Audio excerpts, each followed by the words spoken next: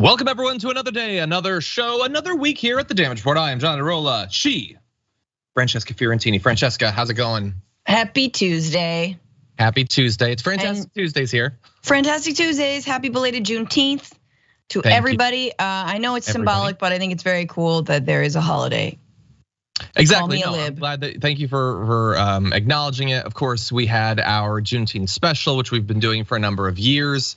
I think there's good survey data to imply that a lot of people are every year learning more about Juneteenth, which is good.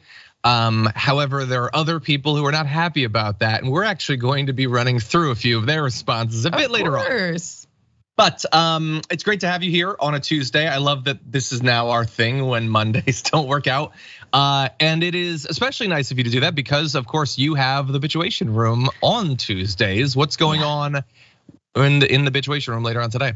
I mean, we're gonna talk about RFK Jr. going on Joe Rogan, all the fun clips. Sam Cedar of the Majority Report is gonna be on, as well as congressional candidate, maybe a girl who is a drag queen, and she is running for Congress, and she is an amazing activist. So that's awesome. Maybe's been on the show a couple times over the years. That's awesome that you're having her on to run. I knew that. You didn't. Anyway, it's totally cool. We've got breaking news, big developments when it comes to Hunter Biden, which is, of course, the most important thing going on in America. So we're gonna be covering that. As I said, reactions to Juneteenth, reminding us why we still have a lot of work to do to fight against racism. Big updates in some of the investigations into Donald Trump, as well as his weekend interview on Fox News. That was fun. I just can't wait to talk about that. And more. Orcas, are they good? Are they bad? Are they our saviors? Should we show solidarity with the orcas? We're gonna be debating that, as well as going over the results of an interview with an anti-feminist later on in the aftermath. So everybody buckle up for that. Please hit the like button if you haven't already, if you're on a platform that allows for it. And if you wanna reach out to Francesca or I, you can send comments, tweets, and super chats and all that, and we'll respond as we go. But with all that said, Francesca, are you ready to start the show? Oh yeah. Okay, well, we got some fun stuff to talk about. Only my favorite sorts of news cycles. I love elections 99% of the time. There's a couple things about elections I don't like, and we're gonna be talking about it later on today. Anyway, with that said, let's move into this. Down goes Hunter Biden, or at least he's taken a step towards going down, because he's apparently agreed to plead guilty to not paying taxes in both 2017 and 2018. He's gonna be entering a probation agreement on a charge of illegally owning a gun while being a drug user. At the very least, this is a proposed plea deal that he has apparently agreed to. That does not mean that it's done. And I feel like with this news breaking this morning, everyone has jumped way past what it actually is to fears about what it represents and all that. The right is very angry about this. They should be a little bit angry, but not that angry, because we're not done with this yet. A federal judge would have to accept this proposed plea deal, which could happen. It could also not happen. So if you believe that there should be further investigations of Hunter Biden, first of all, there are already going to be, and even this one might still go farther than it already has. But here are a few of the details that went into this plea deal agreement. The Justice Department has charged that Hunter possessed a Colt Cobra revolver in Delaware back in 2018 while, quote, knowing that he was an unlawful user of and addicted to a controlled substance. So not a massive charge, but it's one that I think the right is gonna be okay with, even though if it wasn't Hunter Biden, I imagine the fact that you're addicted to something would never be accepted as a reason that you're not allowed to own a firearm. But in this case, he's a lefty, I guess, so it's okay. Anyway, the maximum penalty for that gun charge would be 10 years in jail and a fine of $250,000. In addition to the gun charge, he was also charged with failure to timely file and pay taxes in 2017 and 2018. And so that's basically the balance of it. Now, what that does not include, coming out of a years-long investigation, is anything having to do with what many on the right believe is influence peddling. Corruption, that Hunter Biden and also Joe Biden, and probably Jill Biden too, were using their influence in the US government for financial gain, which would be a significant crime if they did it. If Trump and his family did it, they don't care. They're not remotely interested. It doesn't matter. But anyway, they don't have anything on that here. And a lot of Republicans, Francesca, are frustrated about that. They consider this to be sort of a slap on the wrist. We're going to give you some of those in a bit. But what do you make of this development? I mean, we can set aside the fact that Republicans are reaching when it comes to Hunter Biden, but it's pretty striking, obviously, that the thing that Republicans love, which is gun owners, they love all kinds of gun owners, right? Doesn't matter who you are, doesn't matter what you've done, as long as you are part of a so-called well-regulated militia, you're a freedom-loving American, right? Except when you're Hunter Biden and you're addicted to a substance. But let's be real, people. How many alcoholics in this country are also firearms owners? I'm gonna say a lot of them. And that's not to say that those people don't need, help and support and all of that. But let's be real, there's a lot of dangerous firearm owners in this country. There's a lot of responsible ones, but there's a lot of dangerous ones.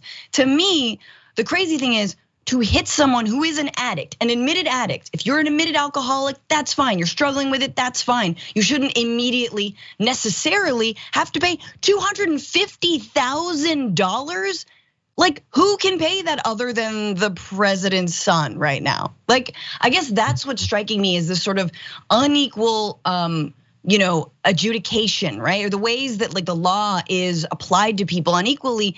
The only reason we're paying attention to Hunter Biden is because it's Hunter Biden and the right has a big old hard on for him and anything he ever did.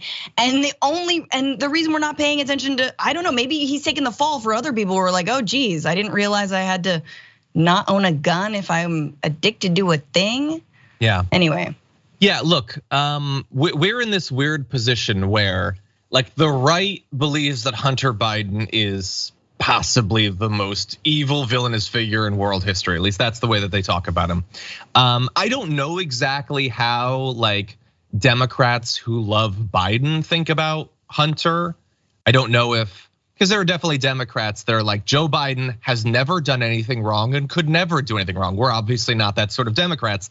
I don't know how many Democrats will expand that infallibility to Hunter Biden. I assume they probably have a more nuanced view of him.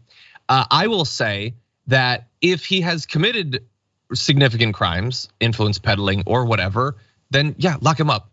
And in fact, my inclination would be, it's not warranted, and I don't like giving ground for things that aren't warranted, but I wish that they would just appoint a special counsel to investigate it, because then the matter would be resolved. I'm joking, it wouldn't be. Then of course it would be Biden's special counsel, and then Merrick Garland's what? There's nothing that Biden can do by design that would get the right to stop freaking out about this. Just to be clear, if Hunter Biden went to jail for 10 years, that would not make them feel better about it. They're implying that it would by saying that this is a slap on the wrist, but they would not be like, oh good, justice was done, now we can get back to this serious work of governance. No. They wouldn't. If Joe Biden said, you know what? I'm going to not run for president next time, I'm gonna spend time with Hunter Biden, that would not be considered a win on their part. The entire thing is just can it just be based on the substance of what was actually done? Does everything have to be symbolic and metaphoric of something broader? But that's what this is about. Yeah, and the other thing I will say is it's also about the way our tax code is applied unequally, right? So Hunter Biden is pleading guilty to 2 counts of failing to file his taxes on time, right? This is not fraud. This is, I guess if you wanna say that you were late, okay, fine. Maybe that is fraud. Meanwhile, how many 1%ers, how many millionaires and billionaires are every day getting away with massive legalized tax fraud, whether it's through a massive amounts of tax write-offs and tax breaks, to just having the right accountants, right? It's Donald Trump paying, what was it, $750 in the year 2017? I can't remember exactly, but less than you and I for sure paid in that year. So that's all legal in this country, but oh no, it's a federal crime because he's late. Meanwhile, again, I would love if the Republican Party would go after any kind of 1% tax offender. Hunter Biden definitely part of the 1%. Let's go after all of the 1%ers and their tax misgivings. But no. We of course think that beefing up the IRS is completely partisan, and Republicans have gutted any efforts to do so. Yeah, 100%. Donald Trump brags about not paying his taxes again. It's just, I wish that there was at least pretend consistency. I know that most people are not capable of actual consistency. That's fine. I like the pretend. I like the cosplay of a rational world where people care about facts. But we don't have that. Also, by the way, and I made this point before, so I'm not gonna go super in depth or whatever, but let's also remember that so much of the Republican response to Joe Biden is just Trump has put us in this position. And by that I mean, Trump does a thing that is indefensible. And so we have to pretend that Biden has done the same thing. So if Trump has been accused of sexual assault by dozens of women, then Biden has to sniff little girls' hair or whatever. That's all that is. Trump's a pervert, so I guess Biden's gotta be a pervert too. Trump's family clearly profiting off the presidency. So I guess Biden's family has to be doing it too. It's like when they do an insurrection and then they are tripping over themselves looking for something the Democrats are doing just to call it insurrection.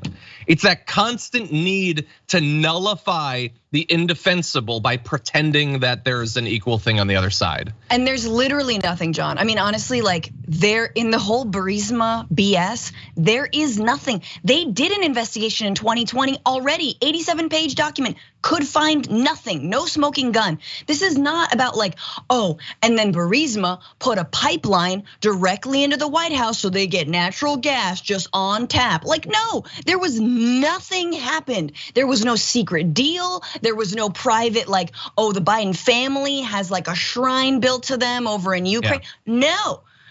Trump has an Israeli settlement named after him, okay? That there's not even that. There is no statue. It was Hunter Biden was legal counsel to this, to this company that then had been involved in bribes in other affairs, nothing to do with the United States. And Hunter Biden was oh, I guess I should have looked into that. Too bad I was high on cocaine the whole time. The dude's admitting to it. So anyway, just to get it, there's nothing there, y'all. There's literally nothing there. If there was, they would have found it. Now they're going off about 17 tapes. They don't exist. Yeah. There's nothing. We can't go in depth. I just want to give you, because Donald Trump has been bleeding about this, obviously. Because, and I noted this in our document. Isn't it weird how when Trump is charged with crimes, it's good news for Trump, and when Hunter Biden pleads guilty to crimes, it's good news for Donald Trump? Isn't that weird? Why is that the way it works? But whatever. He's super happy about it. And then he's going and he's retweeting other right-wing grifters or whatever. So this guy, Jack Posobiec, is one of the right-wing grifters. He's 100-year charges for Trump over paperwork filing, a plea deal for Hunter over the laptop. Are you paying attention yet? First of all, you can't just say anything and then say, are you paying attention yet? Huh? Wasn't that a good point? No, it wasn't. It wasn't a paperwork filing. You're just lying to your audience. Isn't that weird that they don't mind that? He goes on to say, they want Trump to die in prison. They want the Bidens off the hook. First of all, who's they? It isn't hypocrisy, it's hierarchy. They don't expect you to buy it. They expect you to do nothing. I swear to God, the sentences at the end of each of his bleats definitely was a prompt in ChatGPT. What's the most condescending thing I can say to an audience that loves me? Is all that is. It isn't hypocrisy, it's hierarchy. Look, to be clear, he says they want Trump to die in prison. They want the Bidens off the hook. He wants Trump off the hook. He wants a hierarchy. He just wants the hierarchy where Trump doesn't get in trouble. He is literally making the case that Trump, who definitely broke the law dozens of times, should not suffer any consequences. The billionaire former president shouldn't suffer any legal consequences. He's against elitism and hierarchy. Isn't that weird how that works out? The entire right-wing strategy when it comes to covering for Donald Trump's crimes is just, no, you are. Yeah, it's effective. That's it. No, I know you are, but what am I? That's it. It is, period. And it's working? I think it's working. Well, again, because these are people who are so desperate to believe that Trump isn't going to go to jail, shouldn't go to jail. You can just say whatever they want to them. They don't care.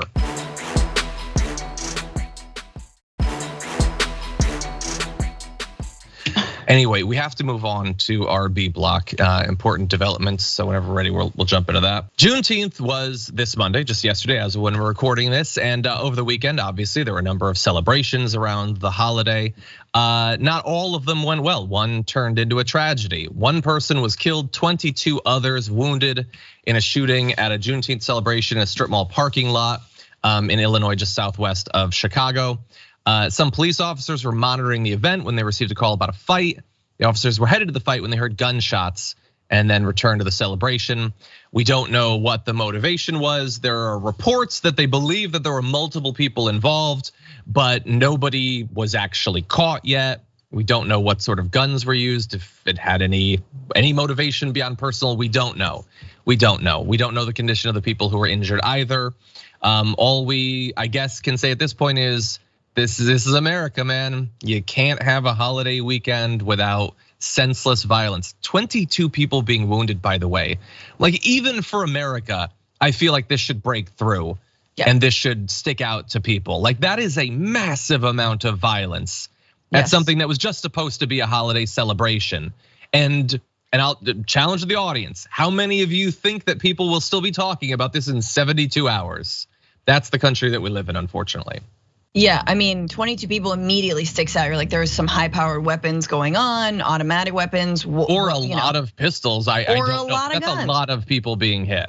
But also, like, I don't know who these folks were, and chances are, if they're Black Americans, that's the reason that it's not breaking through to mainstream news outlets. If it's a white American aggressing, again, we just love, like, we love any kind of violence when it comes to guns, except for if it's like gun violence in the Black community. And I'm not trying to pull the black on black crime. I'm trying to earnestly say that, like, there are guns throughout all kinds of communities in this country, and every single community is affected by it. So we don't know the motivation, we don't know what happened, but still, an everyday argument can accelerate and escalate into something like 22 people being wounded and injured. But again, we don't care about that unless Candace Owens trots it out as a reason why we shouldn't talk about police violence, because we should first talk about violence in the Black community. Yeah, so look, devastating, like a person being killed, 22 wounded. That is just so many families and groups of friends that are, their life is never gonna be the same. And at the same time, let's also acknowledge, so I see people talking about, there was, I believe Beyond Wonderland, it was an EDM festival, I believe, in Washington. There was a shooting there that I believe 2 people died in. People are saying in the chat there were 19 mass shootings over the weekend. And if that is enough to break through and start another brief conversation about gun violence, what's the best that we can hope for is that some Republicans will come out and be like, yeah, there shouldn't be side doors to EDM festivals, or the EDM festival really should have had off-duty cops with AR-15s. Again, like there's no progress. Shooting after shooting after shooting, no progress whatsoever. Okay, with that said, it is always an option for racist people when a thing like Juneteenth happens to just not say anything. You could just have a nice relaxing day, you could take a nap or whatever, go on about your life. Very few, it turns out, feel comfortable taking that option, as you'll see in some of these reactions to Juneteenth from this year. First, here's a caller to C-SPAN. It certainly enlightens me how Democrats think. I have not heard one white Democrat apologize for slavery. I haven't heard any Black person say thank you to the over 300,000 white men who died to free those Black slaves. I'm astonished. I realize we're focusing on slavery, but my descendants are from Scotland and Ireland. We never owned slaves. All right, Dave there in Texas. Yeah, I probably would have cut the call off at that point too. So there's a lot there, Francesca, that's pretty amazing. I mean, I love the trotting out of the, my ancestors are from Ireland or Scotland or whatever. Presumably he's making the case that his ancestors came here after slavery was abolished. The idea being thus, I obviously didn't do it or whatever, so get off my back. But you'll notice that the fact that he bears no blame hasn't stopped him from needing to be like, well, why aren't people apologizing to the white men? But I thought you had no dog in this fight. I thought your ancestors were still, in the highlands until after that. Why are you taking it why are you so sensitive about it if you bear no blame and you're definitely not feeling guilty? That seems a little bit weird. You should be thankful that so many white men died. Yeah, look, there were plenty of soldiers that died who wanted to end slavery. There were also a lot of white men who died who wanted to keep it. That was sort of the thing. Or thought, our leaders are right, states' rights or whatever. They may not have owned slaves, but they were fighting to maintain that economic system. So there were lots of black soldiers who also died for their own freedom and for apologize to them, caller. The Union. No, but I love the same people who are like, my ancestors are Irish. We didn't own slaves. We were too poor. You notice how in different conversation, they're always like, actually, I had relatives on the Mayflower. And you're like, okay, all right, bro, let's fact check this. I love how you love both things. But also it's so bizarre to me. And maybe it's like, because my parents were both born in different countries, even though I feel this is my home. But when I learned about slavery, it wasn't like, well, I don't know. Like I didn't feel personally either absolved or implicated. I felt like, wow, that was so awful, and that's part of a country that I call home. This is terrible. Let's make sure we never go back to that. Let's make sure, I wonder what's happening with those formerly enslaved people and their descendants now. Oh, there's still ramifications? Gee, isn't that terrible? It's so, way to make this about you, white people. You know what I mean? They love to be the center of the story. Oh, sorry, you're gonna have to, not all lives matter, the slavery story. Yeah, I also love how often the people who would be like, the Democrats should apologize because they did it, because the Democrats were in the South. They should apologize, pretending that they don't understand how parties change over time or whatever. So they're like, so you guys did it, but then meanwhile, they're the ones that are saying, yeah, but slavery wasn't that bad. Why are you blaming the other side? But then simultaneously, you're the one arguing for why people are really being too serious about slavery. Isn't that weird? You seem defensive about the thing that totally wasn't part of the ideological heritage of the movement that you're a part of, albeit with some changed labels or whatever. But you can't simultaneously engage in this anti-CRT, anti-woke thing and to try to say that the other side are secretly the true racists. It doesn't make any sense.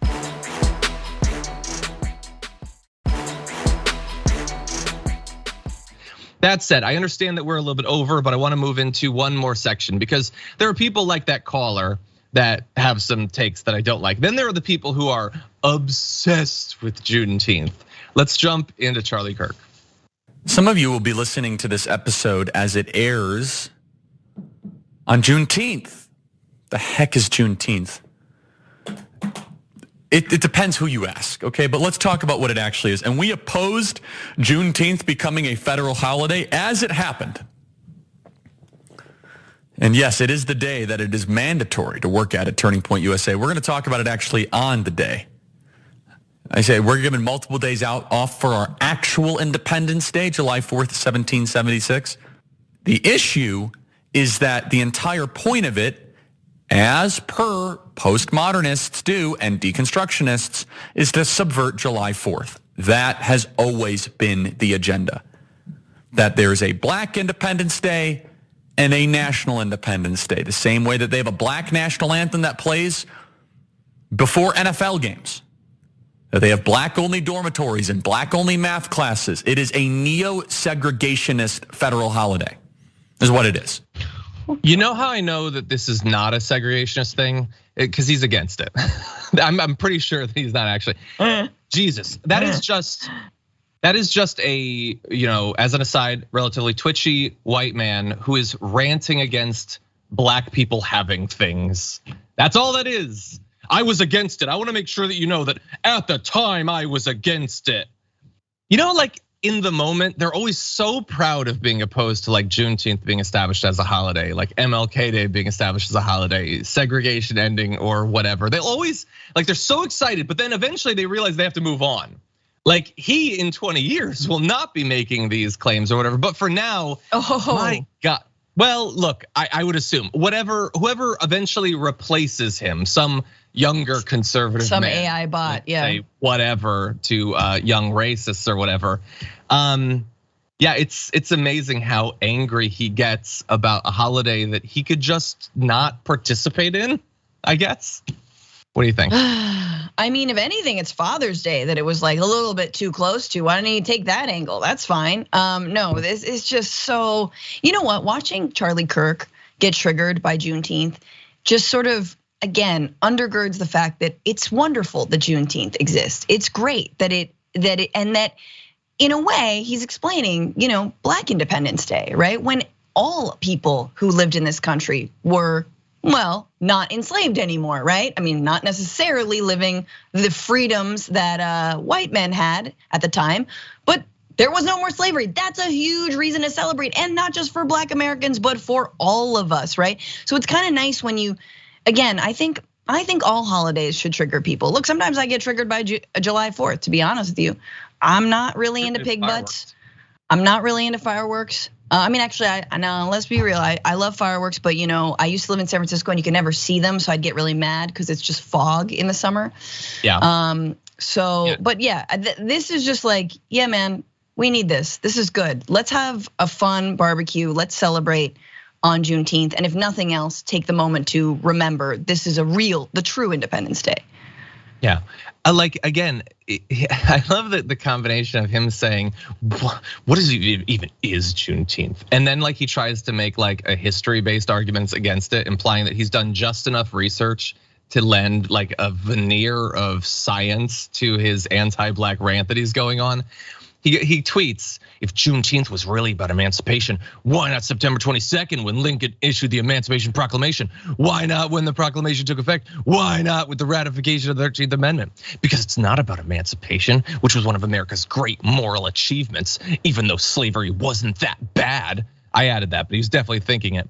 It's about creating a summertime race-based competitor. Oh my God.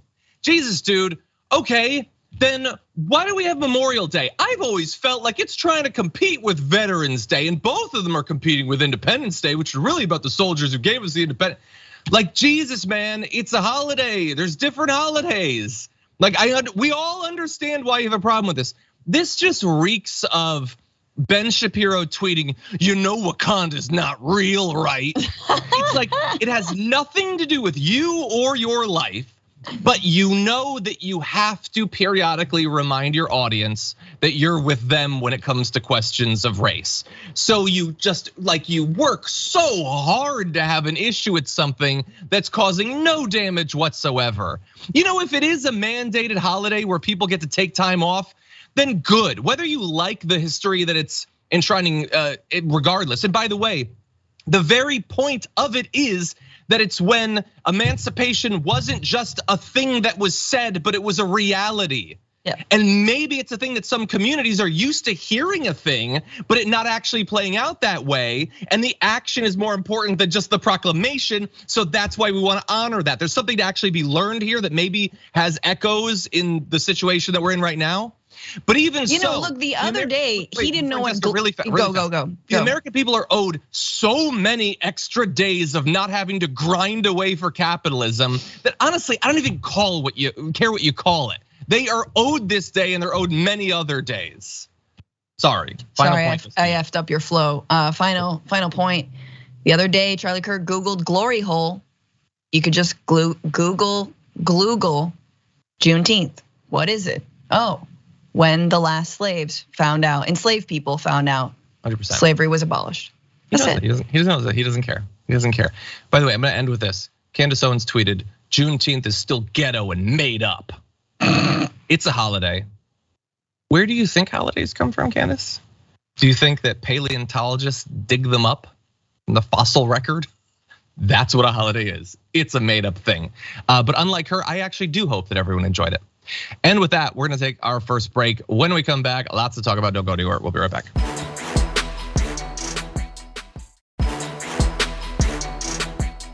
Okay, everybody, lots to get to. Let's jump into this.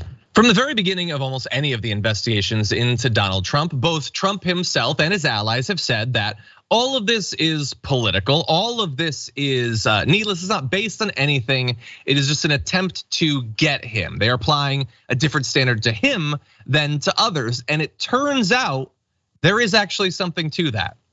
But the standard they're applying to him is not the one that they say that they are. There's this new reporting coming out of top Justice Department and FBI officials and the initial conversations about what to do over the insurrection of January 6th. And it turns out they were applying a very different standard to Donald Trump in that they were incredibly hesitant to even look into whether he might be guilty of some sort of crime. They were willing to look at many people, but not him. The double standard was that they gave him extra protection from investigation. They did not leap on this, as many conservatives would say, desperate to find something to get Trump so that he couldn't run against Biden. No, they were so hands off that others in the DOJ and the FBI were incredibly frustrated about it. We're gonna give you more of the details. So this is according to CNN. The FBI, mindful of not wanting to appear partisan, had for months held off on launching a formal investigation into former President Trump's role in efforts to subvert the 2020 election. That is totally plausible. They are constantly terrified of appearing to be partisan, not seeming to understand that if they literally just abolished the FBI, that would be pitched as partisan and anti-Trump. There is nothing you can do that is gonna take away those accusations, and yet they constantly try. Following his March 2021 confirmation, Attorney General Garland, along with Deputy Attorney General Lisa Monaco and FBI Director Christopher Wray, doubled down on a bottom-up approach that focused first on prosecuting rioters. Garland's early attempts at avoiding accusations of a politically motivated probe worried some inside the department, who told the Post that it slowed down investigative efforts. Because of course it did, and arguably that's what the point of it was. But look at that bottom up approach designed to shield Donald Trump and to shield them from accusations of partisanship was a double standard. He motivated it, he was protected from the consequences of it. And even though they did all of this from the very beginning, they were attacked as still being partisan. Francesca, what do you think? I mean, this is so on brand FBI. This is so on brand. I don't even want to call it the deep state because they're not deserving of such a cool sounding title. No, these are careerist, centrist bureaucrats who, in the wake of one of the greatest attacks on our democratic process from the inside, potentially stoked by an outgoing president, they were like, is it too partisan if we investigate your right-wing coup? I don't know, like that. I mean, look, I believe in defund and remake the police in every level. And I seriously say defund and remake the FBI, okay? Not MTG's way, not in the right's way, but truly, if we're gonna have cowards like this inside the FBI, then who's actually protecting us? Who's actually looking out for our national interests, right? Because this is so clear that like, this is gonna be the death of us, man. This is gonna be, if we lose again to a Donald Trump, I mean, then yeah, there's gonna be no FBI ever. Oh no, sorry, there will be. It'll be the personal brown shirts of that actual fascist, the Stephen Miller, the Ron DeSantis, the Tucker Carlson who comes to power. That's what's going to happen. And these bureaucrats who are too scared and shaking in their boots will be razed to the ground in a moment's notice. I'm just, it's so infuriating. And final point, this is why the Mueller investigation was BS to begin with. Oh yeah, the libs love Mueller. Oh yeah, Mueller's gonna save us. Mueller's a career FBI man. You think he is not going, he found all the evidence and was like, but a president can't be accused of a crime. Give me a break. Yeah, 100%. Like, how much extra protection does he have at every level? Like, if not having to provide his tax information year after year after year, everyone else has always done that. He doesn't have to do it. He's protected for, like, constantly they're terrified of doing anything that can be portrayed as partisan. And no matter what they do, they're gonna be called it anyway. And the end result of all that is that things have been delayed, by the way. There likely will be some sort of charges thanks to Jack Smith, the special counsel, over January 6th, but they will be coming way later than they otherwise would have. And that actually matters, because if those are federal charges, then that's another thing that you can just put on the silver platter that can be handed over to Donald Trump upon inauguration.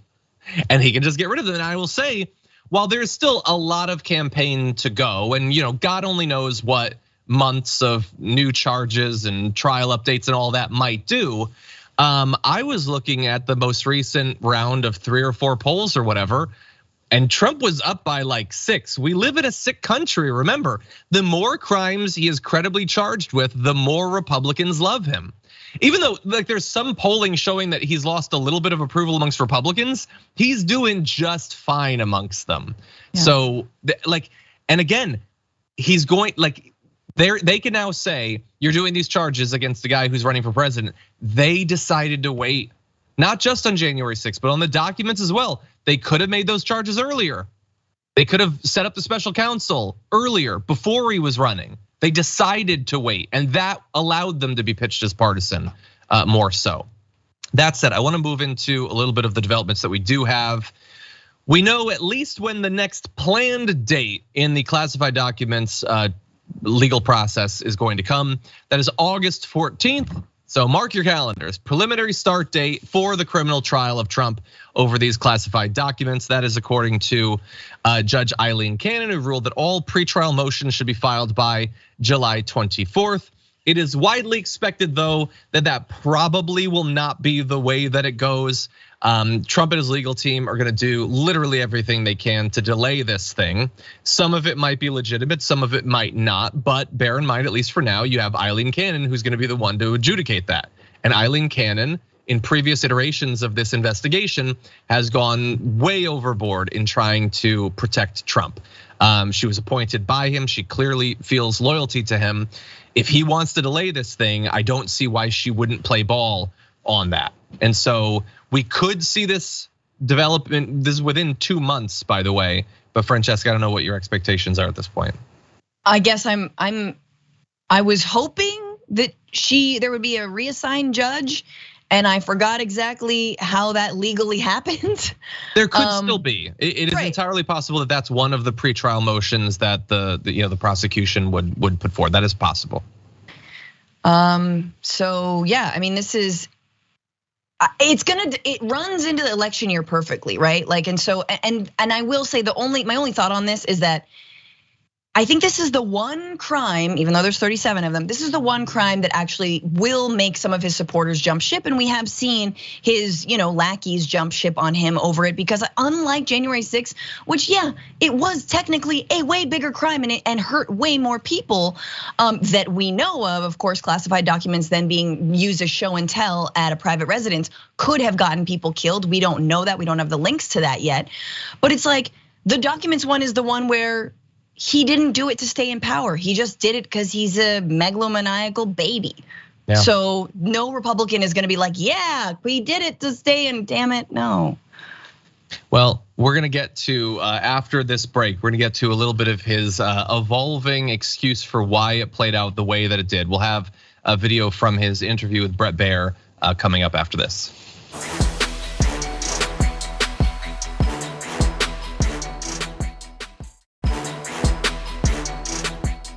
Okay, everybody, we've got more to jump into in terms of videos. I also want to say to our live audience, I apologize if my brain is a little bit unfocused. I am I don't know what's going on. I'm super dizzy right now, trying to just push through for the show, but I'm not feeling good. Just a little heads up to you. No. But anyway, what's that? How does you operating at dizzy is like me operating at 100%? So you're doing great, John. You're crushing it. Slept in 8 months.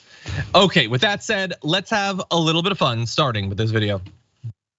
please, could we have it back? And they please, asked for that. Because they have no, we They were did ask talking. for it. No, and they said, can you give the documents back? And we were talking. And then they said they went to DOJ to subpoena you to get them Which back. they've never done before. Right.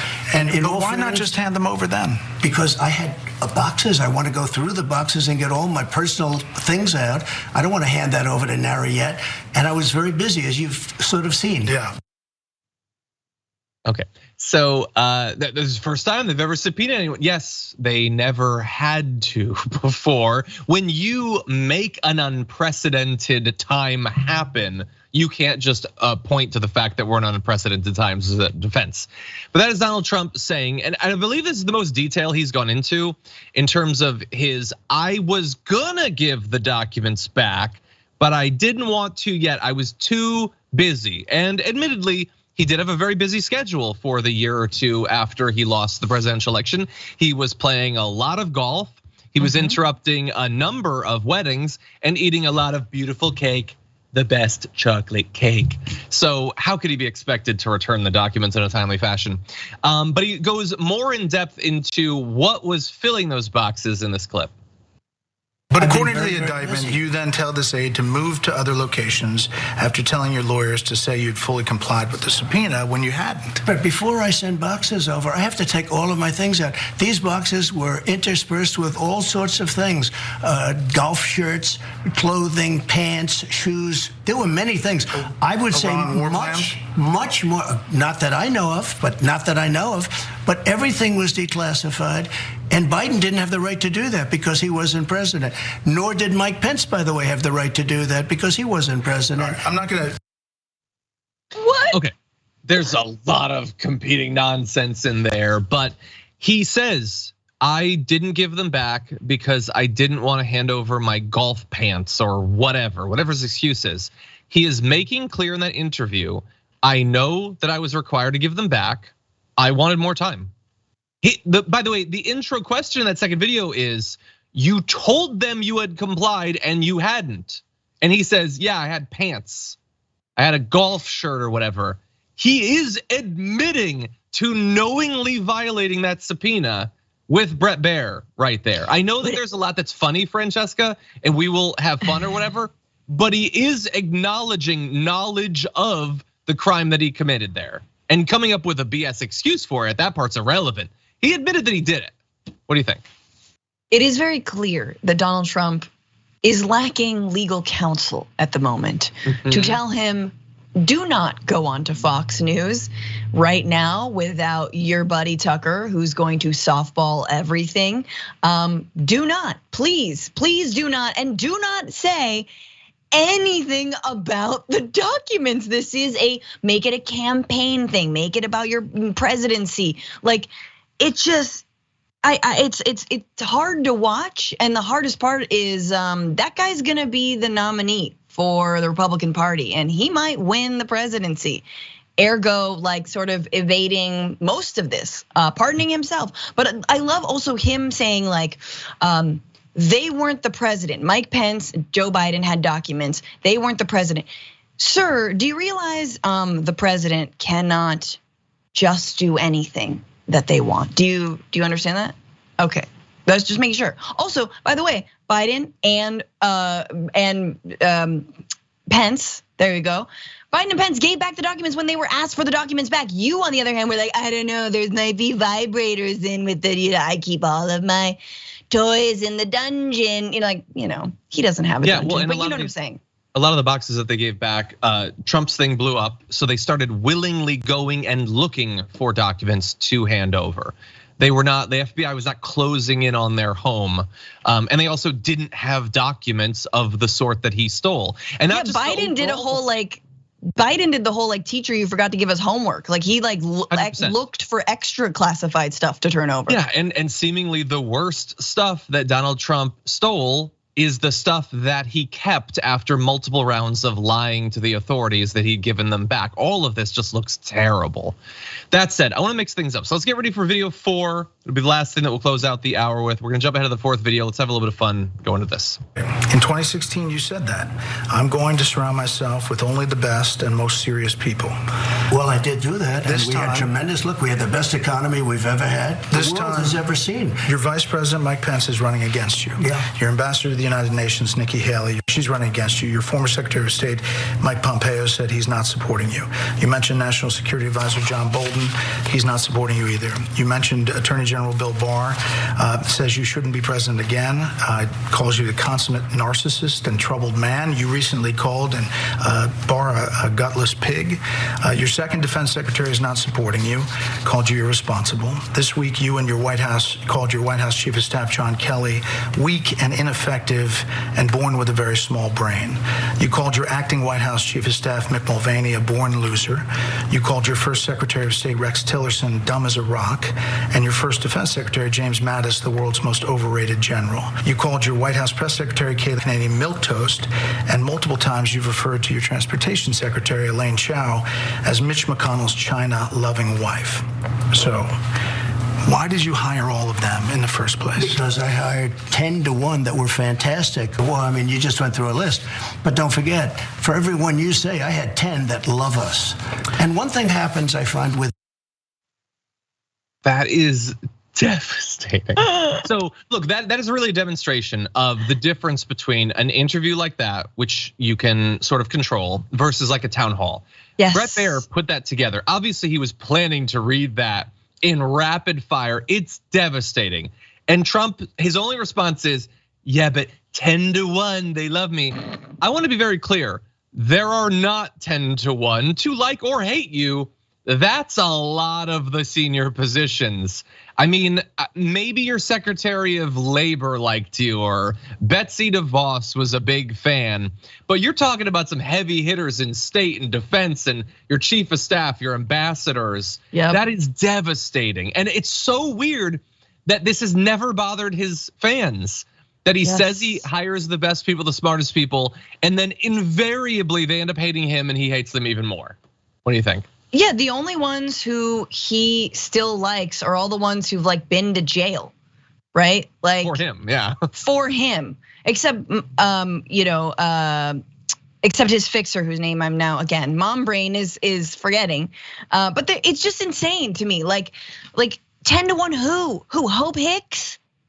Isn't she like working on her own personal branding against you? Like everyone has turned you into an opportunity for a personal branding exercise to market themselves against you. Like I don't think any of these Republicans, I mean, maybe Mattis and Kelly had a moment of not being utter POSs, but Bill Barr, please spare me. But all these people are like, yeah, they're using him also. I don't know. I think that's a better defense. It's like, well, they're just using me for a personal branding exercise. They're rhinos. I don't know. Again, what is the new cabinet gonna be filled with, guys? It's the first 10 reply guys on Truth Social. That's it. It's so deeply embarrassing. Like you can be affiliated with some people that you wish in hindsight you weren't, like I don't have to think too hard to come up with examples for TYT, but I mean, there's got to be some cutoff point where even if let's say you're a Trump fan and you buy Trump, the way that Trump portrays every one of these people. Yeah, they're all traitors and they're all stupid and they're all unimpressive and they always have been. They're untalented, they're hacks, they're whatever. At a certain point, then why is he so terrible at weeding them out before putting them in positions of incredible power and responsibility? Where in theory, according to his own logic, if he'd done a better job, then maybe he would have accomplished more as president. But instead, this guy whose only pitch was, I'm the business guy, I choose who gets hired and fired, is apparently singularly terrible at that. Yeah, cannot run a business. That is called not being able to run a business. If you're like, no, I'll just do it myself, or I should just replicate me.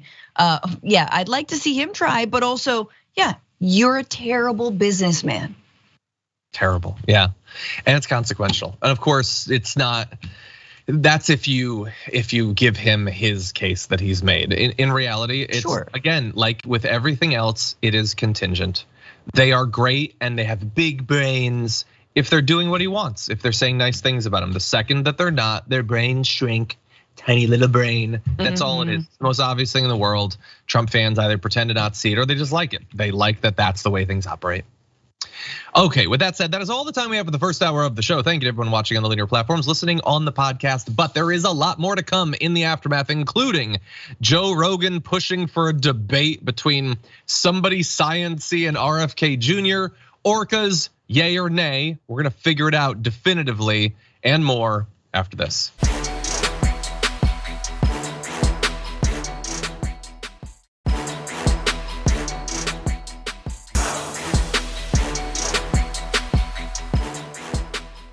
Thanks for listening to the full episode of The Damage Report. Support our work, listen ad-free, access members-only bonus content, and more by subscribing to Apple Podcasts at apple.co/TYT. I'm your host, John Iadarola. I'll see you soon.